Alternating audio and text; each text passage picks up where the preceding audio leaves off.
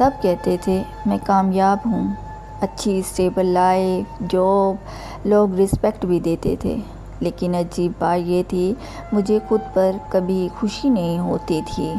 میں روز وہی routine follow کرتا، صبح اٹھنا، کام پر جانا، واپس آنا، سب کچھ ٹھیک لگتا تھا باہر سے، لیکن اندر سے میں خالی محسوس کرتا تھا۔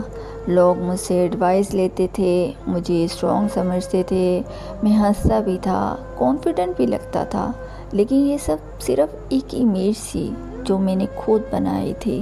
ایک دن میں اکیلا بیٹھا تھا، کوئی شور نہیں، کوئی ڈسٹریکشن نہیں، اور پہلی بار میں نے خود سے سوال کیا، میں واقعی خوش ہوں؟ جو جواب آیا وہ مجھے پسند نہیں آیا۔ میں وہ زندگی جی رہا تھا جو دوسروں کو امپریس کرتی تھی، نہ کہ مجھے۔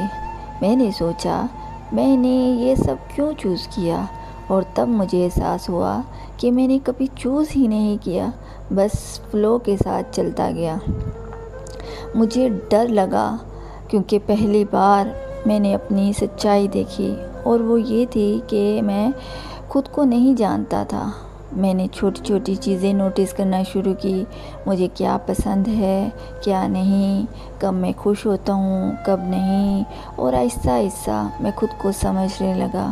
مجھے کامیابی نہیں چاہیے تھی، مجھے سکون چاہیے تھا، لیکن میں دونوں کو ایک ہی سمجھ بیٹھا تھا، اور یہی میری سب سے بڑی غلطی تھی۔